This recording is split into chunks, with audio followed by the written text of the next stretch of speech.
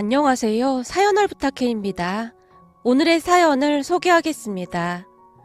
우리 시아버지 별명은 얍삽이 정입니다. 무슨 말이냐고요? 그냥 별명 그대로입니다. 우리 시아버지는 달면 삼키고 쓰면 뱉어버리는 그런 분이시거든요. 하물며 그게 자식일지라도 말이죠.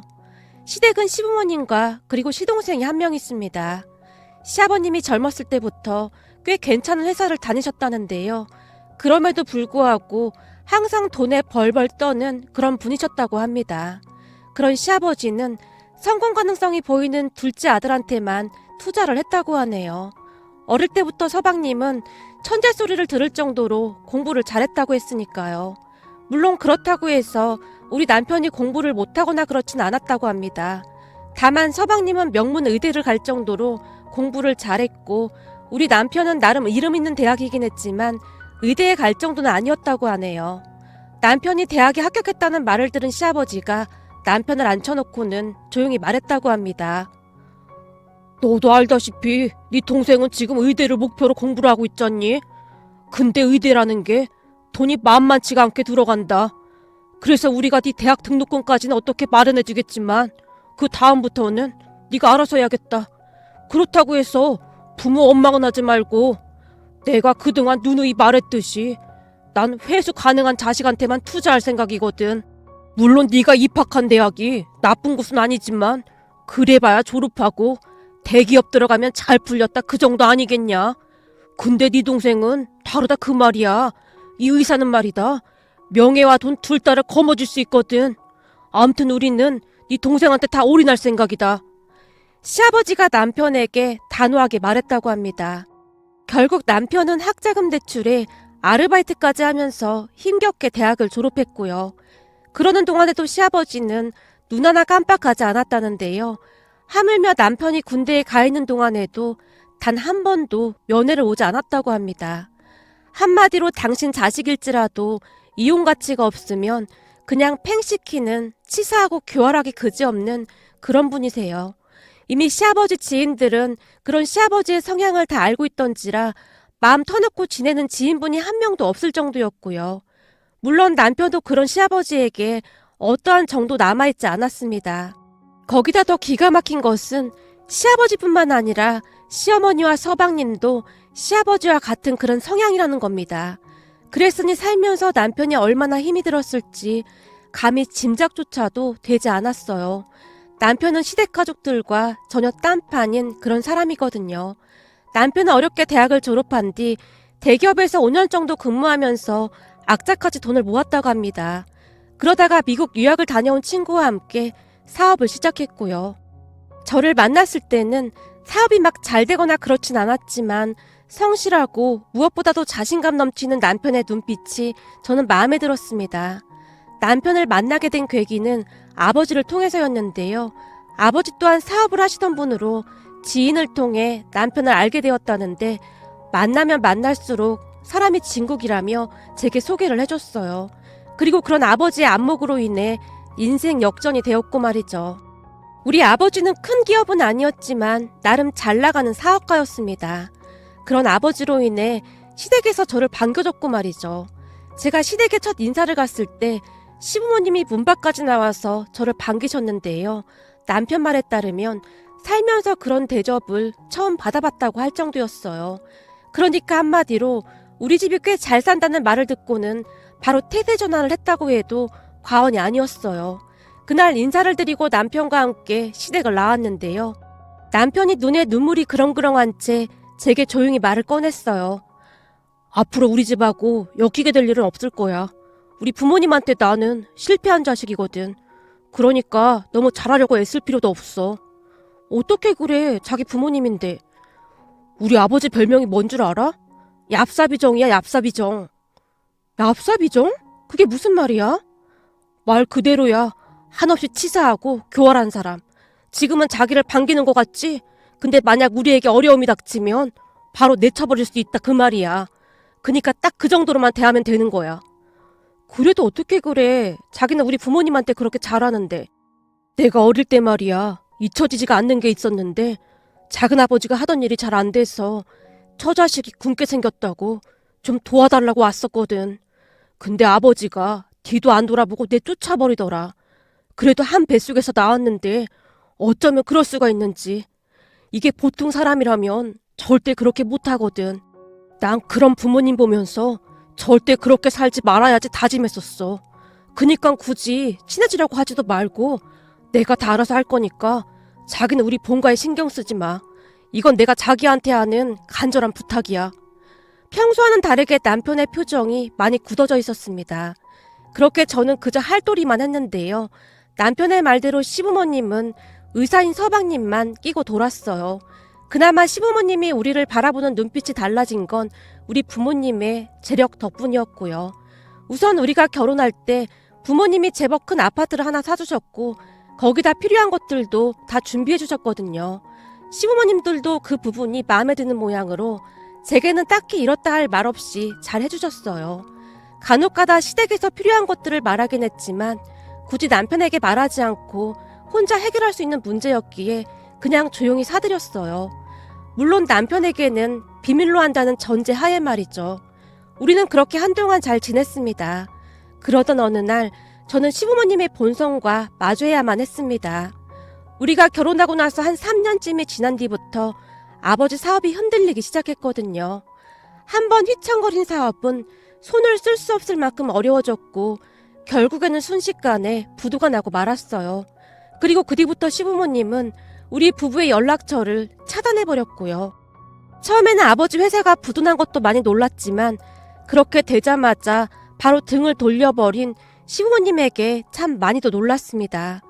순식간에 우리 부부는 시부모님 인생에서 지워져 버렸거든요. 하지만 착한 남편은 여러모로 친정을 도와주기 위해 노력했어요. 우선은 결혼할 때 받은 아파트를 처분해서 부모님께 고스란히 드렸고 우리는 작은 오피스텔로 이사를 했습니다. 남편이 내민 돈을 보며 아버지가 오열을 했는데요. 장인어른, 가족이라면 당연히 이래야 하는 거잖아요. 곧 좋은 날 올 겁니다. 제가 옆에서 힘 닿는 데까지 도와드릴게요. 내가 자네 볼 면목이 없네. 결혼한 지 얼마나 됐다고. 진짜 미안하네. 괜찮습니다. 돈이야 또 벌면 되는 거 아니겠어요? 그러니까 우선은 몸 상하지 않게 건강부터 신경 쓰세요. 제가 이 집 아들이나 다름없는데 이제부터 두 분 제가 책임지겠습니다. 라는 말로 다시 한번 부모님을 펑펑 울렸습니다. 물론 저도 그런 남편이 있어서 얼마나 든든했는지 모르겠습니다. 그 뒤 남편은 더욱 열심히 일을 했고 그동안 편히 지내던 저도 일자리를 찾아서 일을 하기 시작했어요. 그렇게 우리들은 시간이 어찌 가는지도 모를 정도로 정말 바쁘게 살게 되었습니다. 그러던 어느 날 엄마한테 전화가 왔는데요. 아버지가 친구분 소개로 경비 일자리를 소개받았다고 했습니다. 평생을 사장이라는 직함으로만 살다가 과연 경비 일을 잘할 수 있을까 걱정이 앞서긴 했지만 아무 말 하지 말고 그저 지켜봐달라고 했었기에 남편과 저도 그렇게 하기로 했습니다. 그런데 그 경비 자리가 어마어마한 일을 일으키게 될 줄 누가 알았겠습니까? 하지만 남편과 저도 워낙 바쁘게 살았던지라 아버지가 경비 일을 하고 있다는 것을 잊고 지낼 정도로 바빴는데요. 다만 간혹가다 엄마에게 전화를 해서 아버지 안부를 물으면 잘하고 있으니까 걱정하지 말라는 말만 할 뿐이었어요. 걱정하지 마. 전에는 하루 종일 집에서 한숨만 쉬어대더니 요즘 일한다고 신바람이 났어. 월급은 좀 작아도 일할 수 있다는 게 어디니. 그러니까 니들도 너무 걱정하지 마. 그나저나 정서방이 힘들어서 어쩌니 그래. 이번 달 또 돈을 많이 보내왔던데. 라는 말만을 할 뿐이었거든요. 그랬기에 우리는 안심을 하고 있었습니다. 지금 돌이켜보면 우리가 모르고 있는 동안 아버지가 얼마나 힘이 들었을지 눈물이 앞을 가리네요. 그렇게 시간이 흘렀고 우리 모두는 하루하루 정말 열심히 살았어요. 남편의 사업은 큰 진전은 없었지만 그냥 운영은 되고 있었어요. 그러던 어느 날 친정에 갔는데 아버지가 집에 계셨어요. 아빠, 오늘 일 안 나갔어? 오, 그게 말이야? 일 관뒀다. 왜? 무슨 일이 있었어? 하긴 아빠랑 그 일이 맞지 않긴 했지. 그러게 말이다. 내가 잘 해보려고 했는데 영 일이 손에 익숙치가 않더구나. 그래서 그만두고 다른 일 알아보고 있어. 아빠, 무엇보다도 건강이 중요하니까 항상 건강 생각해야 해. 제가 아버지를 위로하고 있었는데요. 그 순간 엄마가 뒤를 돌아 눈물을 훔치고 있는 게 아니겠어요. 아버지 사업이 잘못되고 난 뒤 엄마 눈에 눈물이 마를 날이 없었기에 저는 별 대수롭지 않게 생각하고 말았는데요. 그날 엄마가 피눈물을 흘리고 있었다는 것을 한참 나중에 알게 되었어요. 기가 막히고 남을 그 일은 어느 날 정말 예기치 않게 밝혀지게 되었습니다. 한동안 연락이 없던 시어머니가 우리 부부에게 본가로 오라고 했어요. 딱히 가고 싶진 않았지만 정말 급한 일이라는 말에 정말 억지로 시댁으로 갔는데 시부모님이 제게 기가 막힌 얘기를 하기 시작했어요. 우선 시댁에 들어서자마자 두 분이 저를 있는 대로 노려보고 있었습니다. 우리 아들이 봉도 아니고 넌 어쩜 그렇게 염치가 없을 수가 있냐? 네 아버지 사업 쫄딱 망했으면 네가 알아서 나가 떨어져야지. 우리가 꼭 이렇게 불러서 말을 해야겠냐? 아버지, 지금 무슨 소리를 하시는 겁니까? 넌 입 다물고 가만히 있어. 내가 가만히 들어보니 네가 쟤네 집 다 먹여 살린다고 하던데 네가 무슨 호구도 아니고 그딴 짓을 왜 하고 있어? 그럴 돈 있으면 널 낳아준 우리한테 가져다 줘야 할 거 아니야? 그게 무슨 말씀이시죠? 그때 저 대학 들어갈 때 아버지가 그랬잖아요. 저는 효용 가치가 없어서 투자 안 하신다고요. 한마디로 그때 저를 버리신 거잖아요. 근데 이제 와서 왜 이러는 겁니까? 근데 이 자식이 어디서 아버지한테 대들게. 너 대체 누굴 닮았길래 이 모양인 거냐? 니들한테 애가 있는 것도 아니고 제 아버지 사업 망했으면 빨리 발을 빼야 할 거 아니야. 이용 가치도 없는데 왜 거기서 생고생을 하고 있느냔 말이야. 내가 보니 네 사업도 잘 안 되는 것 같던데 네가 왜 쟤네 집에 돈을 보태주고 있어. 쟤네 집에 줄 돈 있으면 우리한테나 좀 주던지. 아버지라면 당연히 그러시겠죠. 자식이든 뭐든 이용 가치가 떨어지면 그냥 안면 몰수하시는 분이니까요. 하지만 정말 다행히도 저는 아버지의 그런 피를 이어받진 않은 모양입니다. 저는 적어도 은혜를 원수로 갚진 않거든요. 그동안 우리 장인 장모님이 저한테 어떻게 해주셨는데 그런 소리를 하는 겁니까? 저를 낳아주신 두 분보다 더 친부모님 같았어요. 자식이 친부모를 버리면 천륜을 거스르는 게 아니겠습니까? 그러니까 전에처럼 저는 없는 자식처럼 생각하고 사시죠. 여보, 그만 가자. 남편이 제 팔을 잡아 끌고는 급히 그곳을 나와버렸어요. 당신한테 이런 걸 보여서 미안해. 우리 아버지가 한 말은 그냥 한 귀로 듣고 한 귀로 흘려버려. 내가 전에 했던 말 기억나지? 우리 아버지는 평생을 그리 산 사람이야. 그러니 진짜로 신경 쓰지 마. 내가 당신한테 많이 미안해. 괜히 나 때문에 이렇게 된 것 같아서. 무슨 그런 말이 있어. 그동안 우리 부모님은 날 없는 자식으로 생각했었어. 그니까 당신 오늘 우리 아버지가 했던 말 그냥 다 잊어버려. 남편이 제게 몇 번이나 미안하다는 말을 했는지 모르겠네요. 그렇게 우리는 물이라도 한 잔 마실 겸 해서 아파트 단지 내에 있던 편의점으로 들어갔어요. 둘 다 입이 바짝바짝 말랐기에 뭐라도 마셔야 할 것 같았거든요. 그런데 우리가 편의점에 들어서자마자 누군가 아는 척을 했어요. 너 혹시 정식이 딸 지연이 아니냐? 어? 성재 아저씨? 그래, 이제야 기억이 나는가 보구나. 난 한눈에 알아봤다. 성재 아저씨는 아버지 친구분으로 우리 집에서 자주 찾아왔었기에 잘 알고 있었거든요. 아저씨, 잘 지내셨어요? 근데 아저씨가 여긴 어쩐 일이세요? 난 여기가 내 직장이니까 여기 있지. 네? 직장이라니요? 제가 듣기로는 무슨 건물 관리 같은 거 하신다고 들었는데요? 그래, 맞아. 내가 이 아파트 관리소장이야. 전에는 무슨 상가 관리하셨잖아요. 그럼 옮기신 거예요? 그렇지. 우리도 이리저리 왔다 갔다 하니까. 옆에 있는 사람은 남편인가 보구나. 근데 혹시 시간 좀 있니? 내가 너한테 할 얘기가 좀 있는데. 네, 시간은 괜찮은데 무슨 얘긴데요? 제 물음에 아저씨가 긴 한숨을 내쉬다가는 우리를 데리고 밖으로 나갔습니다. 그리고는 작은 나무 의자를 하나 찾아서 같이 앉았는데요. 아저씨가 우리에게 충격적인 말을 하기 시작했어요. 내가 말을 해야 하나 말아야 하나 잠깐 고민을 했었는데 말이야. 아무리 생각해봐도 알고는 있어야 할 것 같아서 말이다. 무슨 말씀이신데요? 저기 네 남편이 있어서 말이다. 아저씨가 걱정스러운 눈빛으로 남편을 바라봤어요. 그 순간 남편이 뭔가를 직감한 듯 얼굴이 굳어져 있었어요. 저는 괜찮습니다. 근데 혹시 우리 부모님 이야기일까요? 아무래도 제 생각에는 그럴 것 같아서요. 맞네. 자네 부모님 이야기야. 엄연히 따지고 보면 자네 아버지 이야기지. 내가 초면인데 말을 놔도 괜찮겠지? 그럼요. 장인어르신 친구신데 당연한 거죠. 근데 우리 아버지가 무슨 갑질이라도 했을까요? 남편의 얼굴에는 먹구름이 가득했습니다. 그런 남편의 마음을 읽기라도 한 모양인지 아저씨가 차마 말을 꺼내지 못한 채 헛기침만 하고 있었는데요. 그동안 저는 워낙 많이 봐서 이젠 별로 놀랍지도 않습니다. 그러니까 걱정하지 마시고 말씀하셔도 됩니다. 그럼 지금부터 내가 하는 얘기 놀라지 말고 들어줬으면 좋겠네. 우선 자네 장인이 아파트 경비를 했었다는 말은 들었었지? 네, 그럼요. 한동안 하시다가 갑자기 그만두셨다고 들었어요. 장인어르신 말로는 힘들어서 그만두셨다고 하던데요.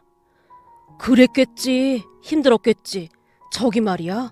자네 장인이 어디 아파트 경비인지는 물론 말 안 했겠지? 네, 그냥 경비일이라고만 들었어요. 근데 그건 왜 물으시는 거예요? 남편이 빤히 아저씨를 바라보다가는 놀란 채 큰 소리로 물었어요. 저기 혹시 장인어른이 이 아파트에서 경비일을 했던 겁니까? 그래, 맞네. 이 아파트에서 경비일을 했었네. 일자리 없느냐고 나한테 계속 묻길래 마침 여기 일자리가 하나 난 김에 오라고 했지.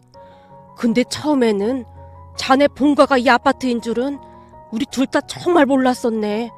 그냥 땡땡동인 줄만 알고 있었거든. 근데 자네 부친이 이 아파트 입주민 대표 아니던가? 그래서 내가 새로운 경비라고 자네 장인을 소개시켜줬거든. 그때 둘이 얼굴 보고 어찌나 놀라던지.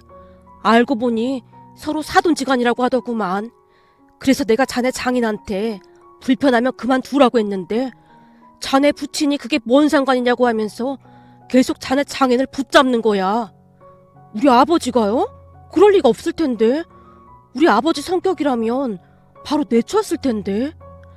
자네 부친 성격은 이미 우리도 다 알고 있었네. 사실 나도 그 부분이 좀 이상하긴 했는데 계속 괜찮다고 하면서 자네 장인을 붙잡더라 그 말이야. 그래서 자네 장인도 그냥 일을 하기로 했고 우린 그때 자네 부친이 무슨 생각을 하고 있는지 꿈에도 몰랐거든. 말을 하던 아저씨가 속이 타는지 들고 있던 생수를 벌컥벌컥 마셨어요. 그럼 저희 아버지한테 무슨 꿍꿍이가 있었다 그 말이신 건가요? 그렇지.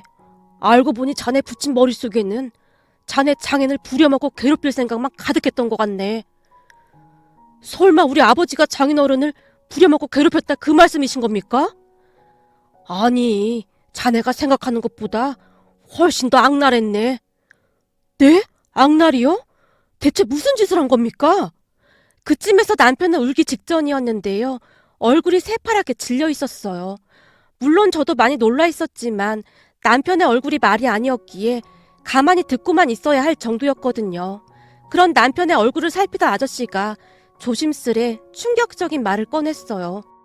원래는 자네 부친이 사는 아파트 동에 경비가 따로 있었는데 자네 부친이 막무가내로 힘을 써서 자네 장인을 그쪽 동으로 옮기게 하더니만 계속해서 이런저런 일을 시켰다네.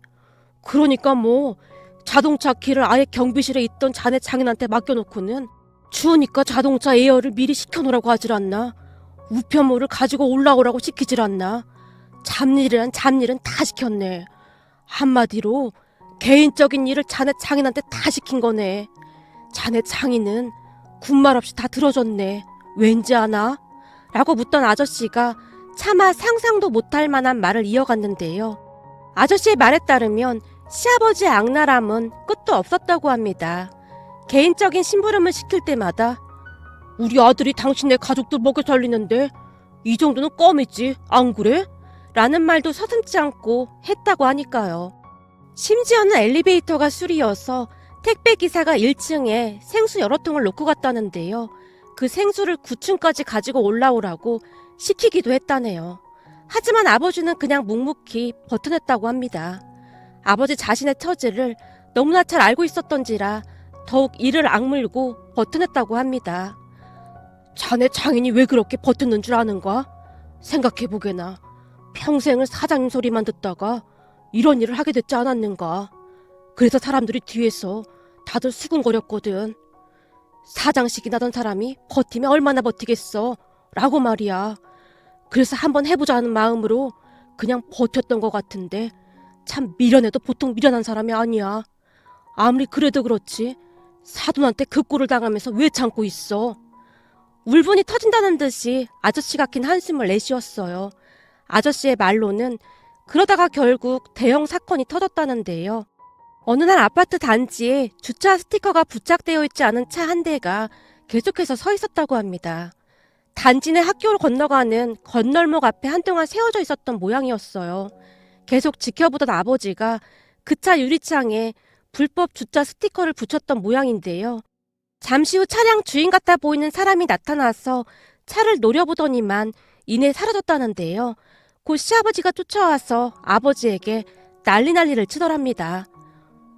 아니 누가 감히 이딴 걸 붙였어? 당신이 붙였어?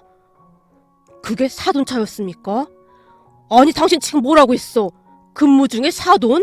그런 말 해도 되는 거야? 이건 뭐 기본조차가 안 되어 있구만. 당신 잘리고 싶어? 어디다 대고 사돈이란 말을 해, 근무 시간에. 아이고 대표님, 제가 큰 실수를 했습니다. 정말 죄송합니다. 죄송? 지금 죄송하다고 하면 다야? 내 아는 지인이 잠깐 차 좀 세워놨다고? 감히 이딴 걸 붙여? 지금 내 꼴이 얼마나 우습게 됐는지 알기나 하냔 말이야. 저기 대표님, 그게 외부 차량은 반드시 확인을 해서 방문증 스티커를 부착해놔야 하기도 하고, 더군다나 여기는 학생들이 학교를 건너갈 때 건너는 건널목이라 위험한 곳이기도 해서요. 아버지가 굽신거리며 설명을 했다고 하는데요. 그 순간 시아버지 눈이 뒤집힌 채 순식간에 아버지의 뺨을 올려 붙였다고 합니다. 너무나 순식간에 일어난 일이었기에 아버지가 뺨을 어루만지고 있었다는데요. 뭐? 방문증? 건널목? 어디다 대고 입주민 대표한테 따박따박 말대꾸야? 당신 미쳤어? 시아버지가 고래고래 소리를 지르며 난동까지 피웠다고 하네요. 그 바람에 사람들이 다 구경하고 난리도 아니었다고 하고요. 시아버지가 어찌나 큰 소리로 소리를 지르던지 지켜보던 사람들도 시아버지와 아버지의 관계를 듣고는 놀란 채 수근거렸다고 합니다. 아니 뭐야, 둘이 사돈지간이었어? 근데 저렇게 모질게 하는 거야? 그래도 사돈인데 진짜 너무하는구만. 말도 마. 저 사람 우리 아파트에서 모르는 사람이 없어. 그니까 말 조심해. 괜히 엮이면 답도 없다니까. 라고 말이죠. 그렇게 결국 아버지가 경비 일을 그만뒀다고 하는데요. 아무리 아버지라고 해도 사돈한테 그런 일까지 당했는데 다닐 수가 없었겠지요. 말을 듣는 내내 제 눈에서 눈물이 비 오듯 쏟아져 나오고 있었어요. 그동안 그 수모를 겪고도 참았다는 게 믿겨지지가 않을 정도였으니까요. 그리고 아저씨의 말을 듣던 남편의 몸이 부르르 떨렸는데요. 지금 말씀하신 게 전부 사실인가요? 전부 사실이네. 나는 그 얘기 전에 들었는데 내가 눈이 돌아가서 자네 부친을 가만 안 둘 참으로 쫓아가려고 했는데 말일세. 자네 장인이 내 손을 붙잡고 애원하지 뭔가. 괜히 나한테까지 피해주고 싶지 않아서 그랬겠지. 그날 우리 둘이 끌어안고 한참 울었네. 그 잘나가던 친구가 왜 그리 된 건지 믿어지지도 않았고 말이야. 그날 생각이 나는지 아저씨의 눈시울이 붉어져 있었습니다. 그런데 그 순간 남편이 주먹을 꽉 움켜쥐고는 어디론가 급히 발걸음을 옮기고 있었어요. 남편의 얼굴이 심상치가 않아 보였기에 제가 급히 따라가서는 말렸지만 들은 척도 하지 않았습니다. 그리고는 곧장 시댁으로 향했는데요. 잠시 후 시댁에 들어가서는 집안을 난장판으로 만들어놨어요. 저는 사람이 그렇게 울부짖는 모습을 처음 봤던 것 같습니다. 남편은 마치 미친 사람 마냥 신발을 신은 채 거실로 들어가서는 고래고래 소리를 지르며 울부짖었는데요. 제가 말리려고 했지만 그럴 수 있는 상황도 아니었습니다. 시부모님조차도 놀란 채 덜덜 떨고 있을 정도였거든요. 한동안 울부짖던 남편이 시부모님을 향해 외쳤어요. 앞으로 다시는 우리 얼굴 볼 생각도 하지 마세요. 난 이제 당신들 자식 아닙니다. 그냥 서로 없는 셈 치고 삽시다. 그게 당신들한테도 좋을 것 같네요. 앞으로 길에서 마주쳐도 아는 척하지 말고 삽시다. 라며 남편이 고래고래 소리를 질러댔어요. 그 뒤 우리는 시댁과 완전히 연을 끊게 되었습니다. 남편도 남편이었지만 저도 다시 두 분을 보고 싶지가 않았거든요. 그 일이 있은 뒤 남편은 우리 아버지의 눈을 똑바로 마주치지 못했는데요. 그 모습이 어찌나 안쓰러웠는지 모르겠습니다. 하지만 우리는 그 모든 상처를 잊기 위해 노력했고 남편은 반드시 성공을 해야 한다며 더욱 이를 악물고 노력했습니다. 그러다가 남편과 함께 동업하던 친구가 다른 사업을 해보겠다며 그만두게 되었다는데요. 같이 동업하던 친구가 떠나자 함께 일할 사람을 찾던 남편이 갑자기 아버지를 떠올렸습니다. 그리고 아버지를 찾아가서는 상황을 말씀드리고 도움을 청했습니다. 장인어른, 저랑 같이 사업해보시는 거 한번 생각해보시겠어요? 내가 그 일을 어떻게 해? 내가 하던 사업이랑 자네가 하는 사업은 성격 자체가 다른데 나는 친환경 이런 건 일자 무식이라네. 자네한테 민폐는 안 끼치면 다행인 거지. 장인어른, 저는 이 사업이 분명히 성장 가능성이 있다고 봅니다. 근데 아직 제가 부족한 게 많습니다. 거기다 저랑 동업했던 친구가 미국에서만 오래 살다 와서 그런지 한국 실정을 잘 몰랐고요. 그래서 제가 곰곰이 생각해보니 장인어른이 좀 도와주시면 충분히 성장할 수가 있을 것 같거든요. 아니, 내가 아는 게 뭐가 있어야 도와주지. 장인어른이 왜 아는 게 없으세요? 그동안 사업 노하우가 얼만데요. 지금부터 그걸 저한테 가르쳐 주시면 됩니다. 그러니까 제가 하는 일이 친환경 재생 관련 사업이다 보니 주로 시청이나 관공서에 납품이 상당히 많습니다. 저희 상품이 타사에 비해 경쟁력은 있지만 상담하는 노하우가 많이 부족한데 회사 대표로 사업을 주도해봤던 장인어른이 도움을 주신다면 나머지 제품 생산이나 납품 관련은 제가 맡아서 하면 충분히 승산이 있을 것 같습니다. 그런 걸 하려면 우선 좋은 제안서가 필요하네. 상대방이 혹할 수 있는 그런 제안서 말일세. 그러려면 그런 제안서를 잘 만들 수 있는 사람이 필요하겠지. 잘 찾아보면 그런 걸 기가 막히게 하는 사람이 있을 걸세. 시장에 파는 물건이고 백화점에 파는 물건이고 똑같은 제품이라면 포장을 어떻게 하느냐에 따라 그 가치가 달라지거든. 우선 그런 사람을 채용해야 하네. 자네가 워낙 바쁘니 그런 일을 일일이 다 할 순 없으니까 말이야. 그리고 나서 자네가 컨펌을 하면 되는 거고. 알겠습니다. 장인어른 말씀대로 하겠습니다. 그럼 앞으로 저랑 같이 일하시는 거죠? 남편이 아버지를 설득하고 또 설득했습니다. 결국 아버지도 남편의 말에 따랐고요. 그렇게 아버지는 다시 한번 사업에 도전을 하게 되었어요. 그동안의 노하우가 있다 보니 수월했던 것도 있지 않았나 싶었어요. 거기다 그동안의 아버지의 인맥도 무시할 수 없었는데요. 평소 평판이 좋았던 아버지를 돕겠다던 사람들이 많았거든요. 아버지는 가진 모든 열정을 쏟아부으며 열심히 일을 했습니다. 남편은 그동안 아버지와 함께 일하지 않은 것을 땅을 치며 후회했는데요. 장인어른하고 더 빨리 시작했어야 했는데 내가 왜 그런 생각을 못했지? 친구랑 나랑 생각지도 못했던 걸 다 해결하고 다니시는 거 있지? 이러다 우리 사업 대박 나는 거 아니야? 다들 조금씩 관심을 갖기 시작했다니까. 이래서 경력을 무시 못하는 거구나. 역시 사업은 아무나 하는 게 아니야. 집에만 오면 남편은 그 이야기뿐이었어요. 마지막 기회라고 생각한 아버지가 혼신의 힘을 발휘했거든요. 남편 또한 아버지의 말에 적극적으로 따라줬고요. 결국 지지부진했던 남편의 사업은 여기저기서 관심을 받게 되었고 우리가 상상했던 것보다 훨씬 번창을 하게 되었습니다. 물론 그만큼 되기까지 아버지와 남편은 잠도 제대로 잡은 적이 없을 정도였어요. 그랬기에 둘 다 얼굴이 많이 초췌하긴 했지만 그럼에도 불구하고 둘의 얼굴에는 항상 미소가 떠나질 않았어요. 그렇게 시간이 얼마나 지났을까요? 아버지와 남편의 사업은 나날이 승승장구해 갔습니다. 결국 지금은 상상도 할 수 없을 만큼 사업이 번창했어요. 남편과 함께 사업을 시작했던 친구가 놀란 채 후회를 할 정도였으니까요. 그 친구는 몇 년 동안 사업에 진전이 없으니 거진 포기한 거나 다름없었다는데 회사가 갑작스레 커진 것을 보며 중도에 포기한 걸 참 많이 후회하기도 했다고 합니다. 지금도 아버지와 남편은 밤낮없이 일을 하고 있지만 아주 신바람나게 일을 하고 있답니다. 그러던 어느 날 남편의 사업이 잘 된다는 소식을 듣고 시아버지가 남편의 회사로 찾아왔다고 하네요. 그런데 아버지가 사장으로 되어 있는 걸 보더니 눈이 뒤집혀졌다는데요. 다짜고짜 아버지와 남편에게 소리까지 질렀다고 합니다. 아니, 경비나 하던 저런 인간한테 사장 자리를 내줘? 네가 지금 제정신이야? 경비나 하더니라니요? 이 회사를 누가 키웠는데 그런 말을 하는 겁니까? 누가 키우긴 누가 키워? 네가 키운 거지. 딱 보니 저 경비 출신 사장은 그냥 바지 사장이구만. 잔말 말고 저 경비 출신 내보내고 나를 사장으로 앉혀줘라. 지금껏 연락 한 번 없던 사람이 갑자기 찾아와서 뭔 말도 안 되는 소리입니까? 바지 사장이라니요. 우리 장인어른, 아니죠. 우리 사장님께 말 함부로 하지 마시죠. 그리고 내쫓기 전에 그만 나가세요. 그때 당신이 우리 장인어른 뺨 올려붙였던 그 순간 우리 인연은 이미 끝난 겁니다. 아니 부모 자식 간에 연을 끊다니? 그게 뭔 말이냐? 네가 부모랑 연 끊고 얼마나 죄책감에 시달리려고 그러는 거냐? 죄책감이라고 하셨어요? 부모한테 받은 사랑이 조금이나 있는 사람이나 그런 걸 갖는 거지. 나는 죄책감 그런 거 없으니까 당장 나가세요. 남편이 시아버지를 내쫓아버렸다고 하네요. 하지만 시아버지가 계속해서 그럼 우리한테 매달 돈 좀 보내주던지. 아무리 그래도 우리가 널 낳아준 부모인데 이럴 순 없는 거다. 발버둥까지 쳤다고 합니다.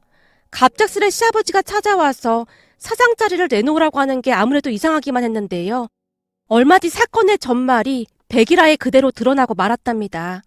세상에나 알고 보니 서방님과 동서가 병원을 개업한다며 시부모님에게 몽땅 돈을 가져가서는 나몰라라 하고 있다고 하네요. 아파트를 담보로 대출까지 해서 빌려줬다고 하는데 병원을 개업하고 난 뒤 매달 원금과 이자까지 갚겠다고 하면서 말이죠. 하지만 몇 달 정도 보내주던 돈이 어느 순간부터 들어오지 않았기에 시아버지가 따져 물었다는데요. 알고 보니 시동생에게도 큰일이 있었다는데요.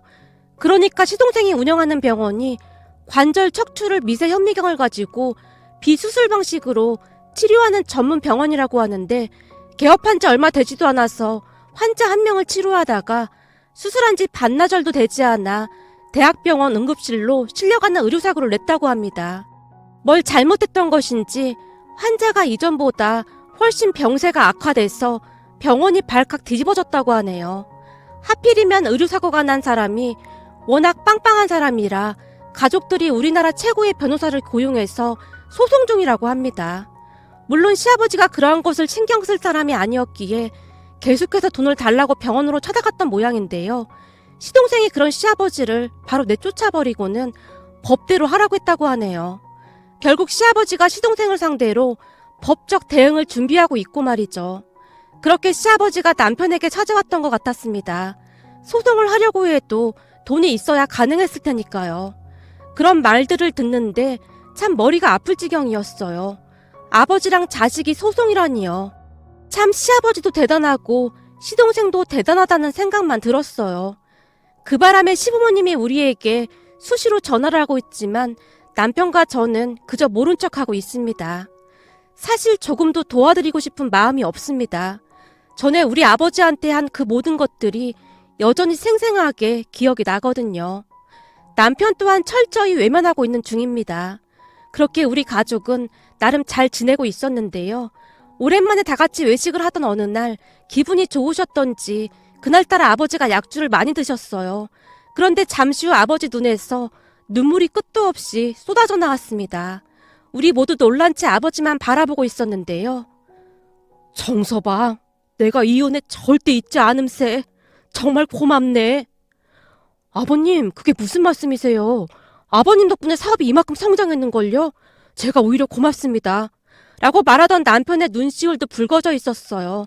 그 순간 아버지가 지갑에서 카드 하나를 꺼내더니 남편에게 건넸어요. 그동안 참 고마웠네. 내가 말일세. 사업 그렇게 되고 죽지 못해 살았어. 근데 자네가 나한테 이 카드를 주면서 그랬잖나. 아버님, 이 카드 가지고 계시다. 무슨 일 생기면 쓰세요. 라고 말일세. 내가 그때 괜찮다고 하는데도 자네가 굳이 내 손에 쥐어주는데 난 그때를 절대 잊지 못한다네. 이 카드는 말이야, 나한테 부적이나 마찬가지였네. 힘들 때마다 내가 이 카드를 움켜쥐고 견뎌냈어. 정말 고맙네. 아버님, 무슨 그런 말씀을 하세요. 아버님 그 카드 한 번도 안 쓰셨잖아요. 전 제 인생에서 어머님, 아버님 같은 분들을 만나게 됐어. 참 행운이라는 생각만 듭니다. 처음으로 사랑받고 있다는 생각이 들었거든요. 우리야말로 아주 든든한 아들이 생긴 것 같아서 어찌나 고마운지 모르겠네. 아버지와 남편이 서로를 끌어안고 한동안 눈물만 흘렸어요. 그 모습을 보며 엄마와 저도 눈물을 흘렸고요. 그렇게 우리는 진정한 가족이 되어 잘 살고 있습니다. 요즘도 간혹가다 시부모님이 모르는 번호로 전화를 하고 있지만 우리는 그저 모른 척하고 있습니다. 두 분이 이런저런 일을 하면서 근근히 살고 계신다고 하더라고요. 하지만 자세히 알고 싶지도 않았습니다. 우리 아버지의 뺨을 올려붙이던 그 순간 그분들과의 인연은 이미 끝난 거나 다름이 없었으니까요. 오늘의 사연은 여기까지였습니다. 즐겁게 보셨다면 구독, 좋아요 부탁드립니다. 고맙습니다.